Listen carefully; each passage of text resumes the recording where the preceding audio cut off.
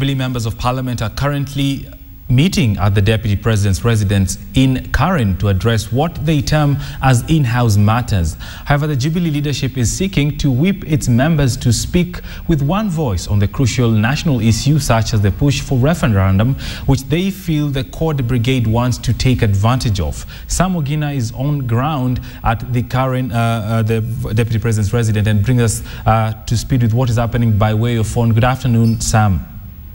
Good afternoon, Bonnie Tunya. Indeed, we are at the current residence for the Deputy President, and senators allied to the Jubilee Alliance, plus also those members of Parliament are trooping in at the residence here.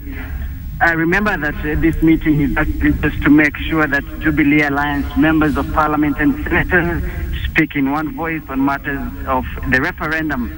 Given that just the other day, senators allied to Jubilee Alliance actually pulled out of the referendum, saying that they were withdrawing their support.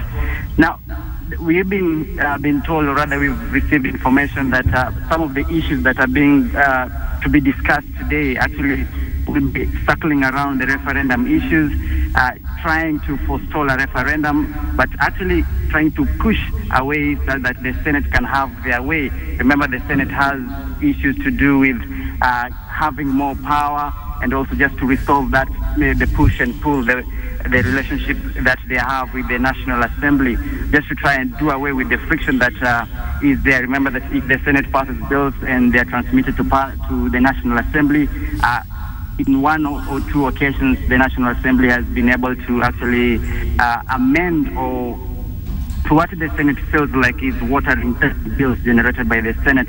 And also what the Senate is pushing for is more money for the counties, so that the counties can be up and running, trying to increase their budgets from that is 15% to at least 40%. Remember, all these issues are the same issues that are being pushed forward to be done through a referendum.